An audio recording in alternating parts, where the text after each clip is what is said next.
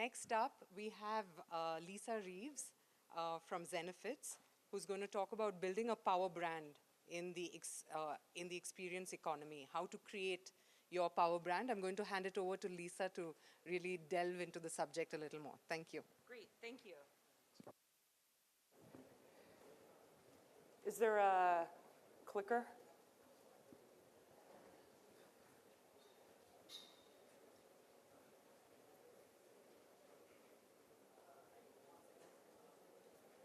Great, thank you. Okay, thank you for that introduction. My name is Lisa Reeves, and I run product and design at Zenefits. Zenefits is based in the Bay Area. We're a provider of human capital management, HCM, software, primarily to the SMB market, the small medium business market. We have, and so the product platform is comprised of HR software, payroll, and benefits. And we have 4 offices. We're based in San Francisco. We're also in Bangalore, which is why I'm here this week, Vancouver, Canada, and Tempe, Arizona.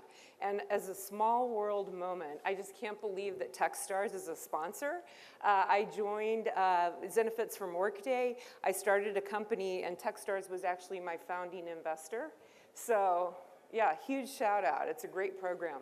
I'm really psyched to see that they're here. Okay, great. So my presentation. Okay, could we go one up just so I can put the title, if you don't mind? Perfect. Okay, so building a power brand in the experience economy. So why are we talking about this? Why does brand matter?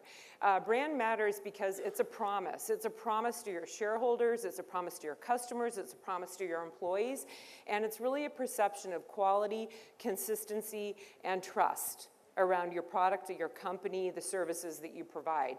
And ultimately, it's how you differentiate your company. So let's talk about trust for just 1 minute. There is an organization in the United States, down there at the bottom, source called Gallup, and they do a lot of surveys. And they did a survey of institutions like church, like newspapers, like media, like government.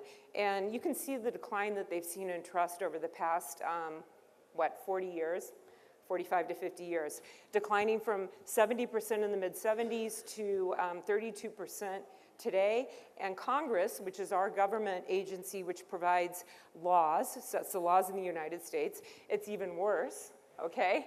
And after the past couple of months, I'm sure it's even worse than 9%. It's probably like sub 5.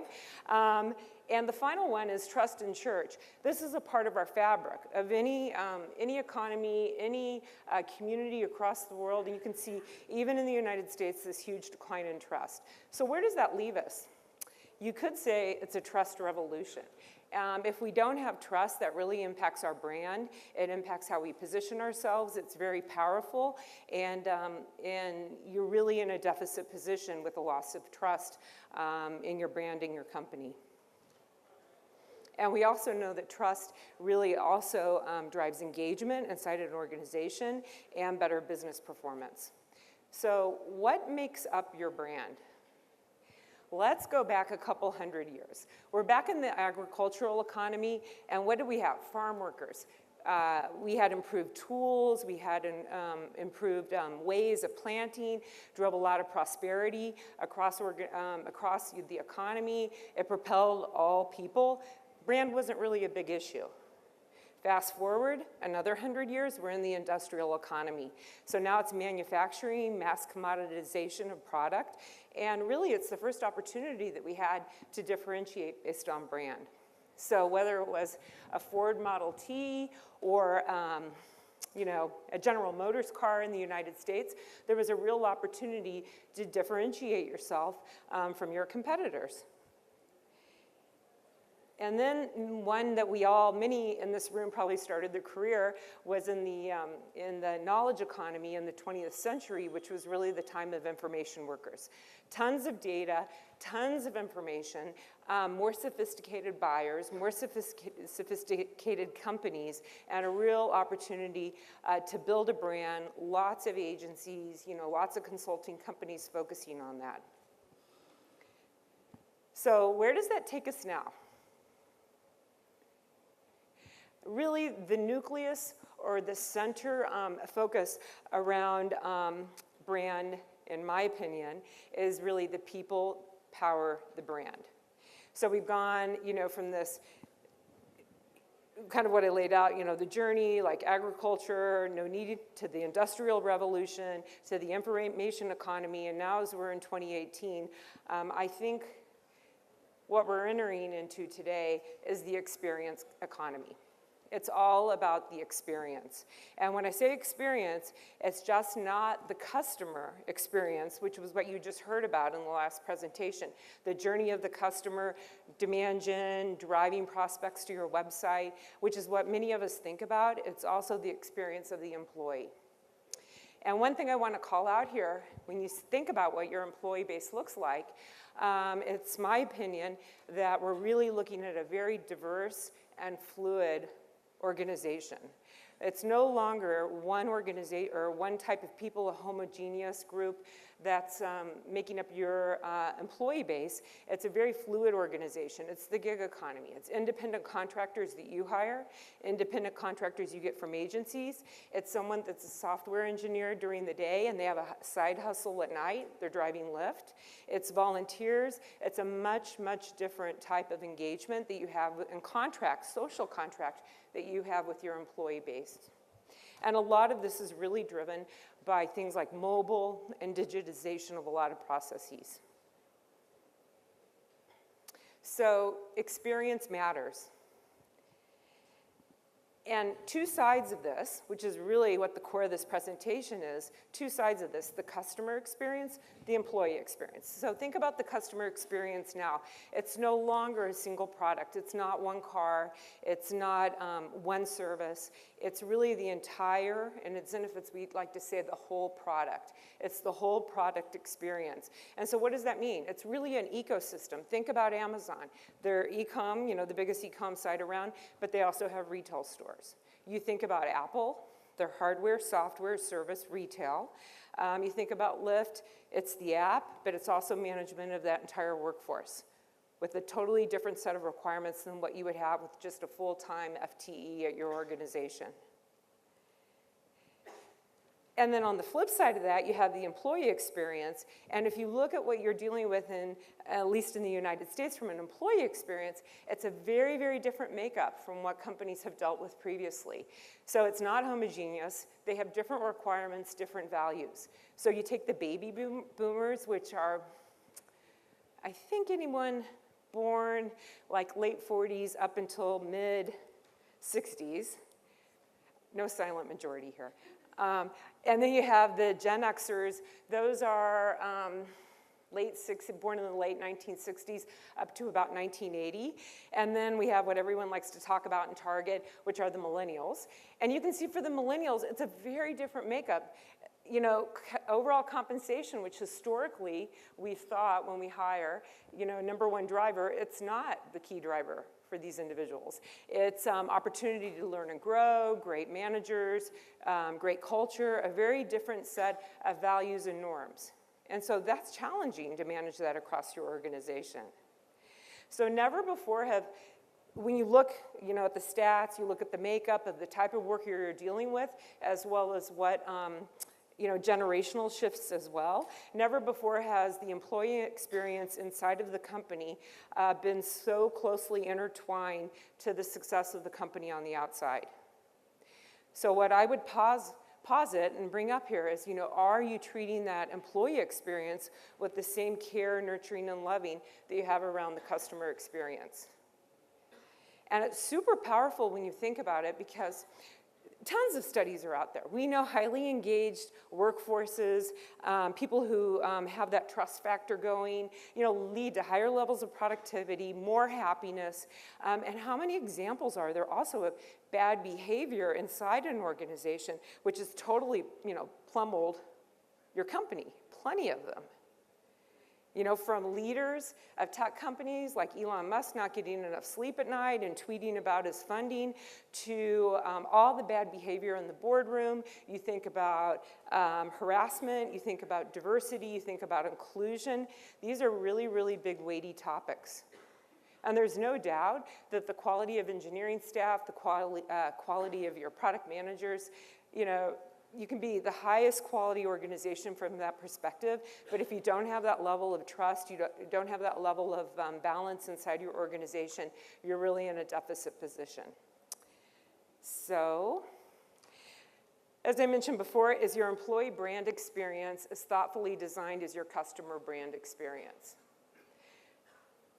And what we have done at Zenefits, and tomorrow actually our CHRO is doing a fireside chat with Robbie Garage, so you might want to get her point of view. I think it's at 9:45. We, side by side, and this is really marketing, I'm a product, but I'm in the middle of all this as well. Side by side, marketing and HR, we go through a whole evaluation on an ongoing basis. We look at what's our internal employee brand, what's our corporate brand. You can go to our website, you can see what our corporate brand is. Inside, we have a slogan, hashtag in it together, and there's a whole set of implications that go along with that. That's really kind of sums up our brand right there. Someone always has your back. What's your value prop?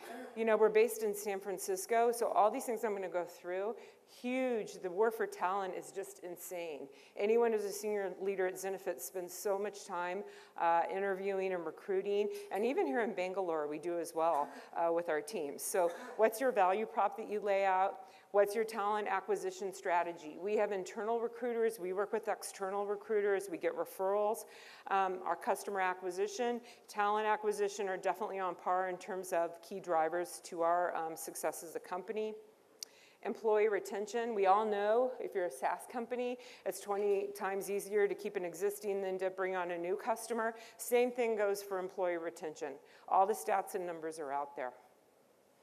Internal communications, as well as customer communications, ensuring that those are aligned, on point. And the last one is, this should all roll into what is your customer experience, which I think we all know. Anyone, you know, should be very familiar with that. But I would challenge you to think about your employee experience, and is that on par with how you're thinking about your customer experience? So, external brand strategy. This is what your marketing team does, this is what your brand team does, but start with a purpose, a mission, a vision. Build it with your employees, your customers, use data, map the journey. For us, you know, we provide, or we like to say we level the playing field for the other 99.7.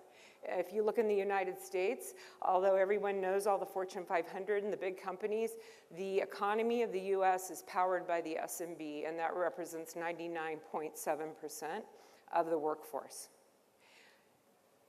And then from an internal brand strategy, same thing, and that's what I mentioned before. For us, it's hashtag in it together.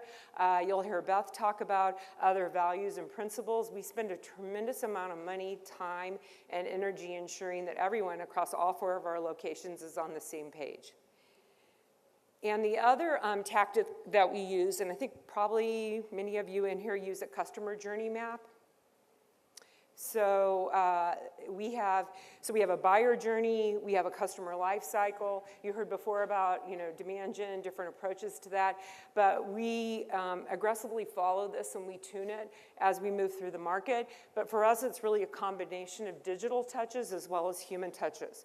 So you have a buyer's journey. How do you bring them in the door? You can bring them in, you know, you can self-service up those leads. You know, there's a whole variety of ways you can do that, but it's not simply digital. There's the human touch as well. It's word of mouth. It's ensuring that you have references on board that you can send these prospects to. People are always online checking out reviews, and then once you bring them on, how do you maintain and retain that customer? And again, it's a combination of these digital and human touches. And the other piece of this is we do an employee journey mapping as well. And it's also a combination of digital touches and human touches. So for us, we spend a tremendous amount of time on the candidate's journey. From the moment we have a recruiter make that call to bringing them in the door, they are a guest at Zenefits, and we spend a tremendous amount of time, and you can ask some of the guys who have joined us in the Bangalore office, ensuring that it's a good experience. I do so many interviews. It's really amazing. But for us, the quality of our internal team, is of utmost importance. And again, they're going to go places like Glassdoor. They're going to look at LinkedIn. A good candidate, they're going to put all of that together on the digital side, but there's still that human touch as well. And then once you bring them in the door, you don't want to spend all that time trying to recruit them, training them, and we spend a lot of time on training tools, mentoring programs, leadership programs, but you want to ensure that they stay as an employee. And especially in San Francisco, that's a top priority. And so, with that, it's really, from my perspective, it's really a challenge and an opportunity to ensure that your internal and your external brand are turned into a competitive advantage. And when I think about the new workforce and the types of participants in that workforce, it really opens up a whole new area of opportunity. And I think that recruiting, maintaining your employee base will continue to be one of the biggest challenges that we face in the tech industry. Thank you.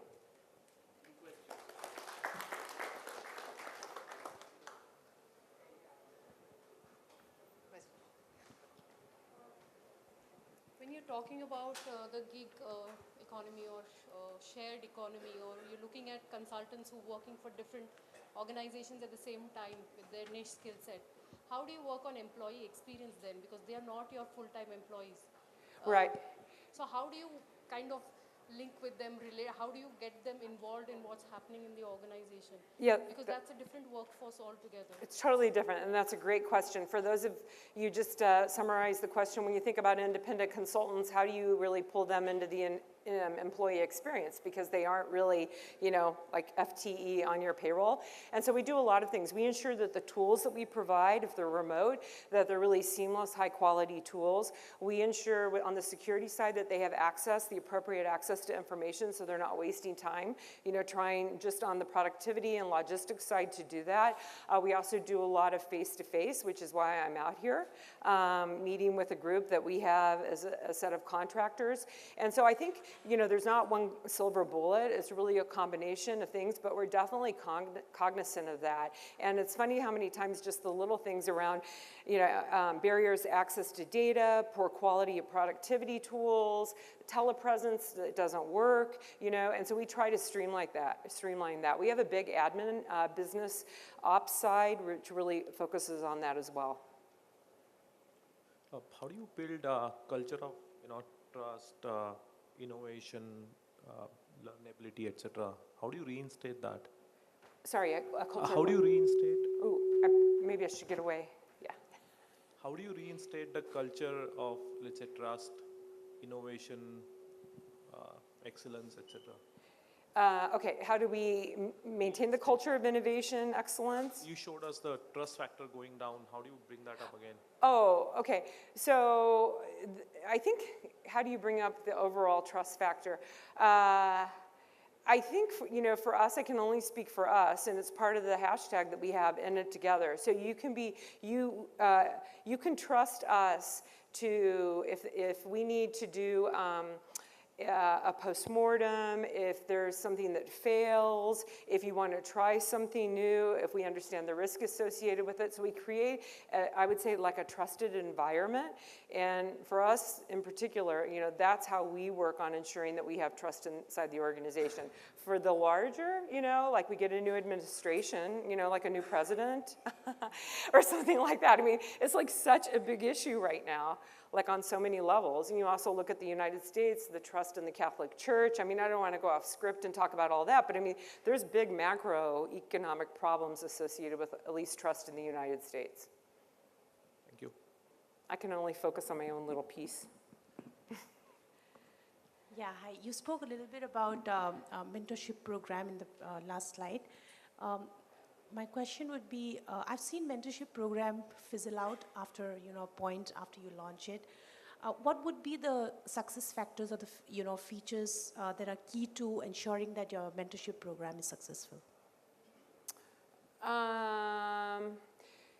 Yeah, so I guess the key factors would be, so the question was, how do you ensure, what are the key factors of success associated with going through a mentorship program? How do you think about them and measure that? I guess at the beginning, we have some formalized mentorship programs where we actually record what the goals are of the mentorship engagement. We try to make it not too overarching because then it's like not very fun. You can't insist on that. It just organically sort of has to happen.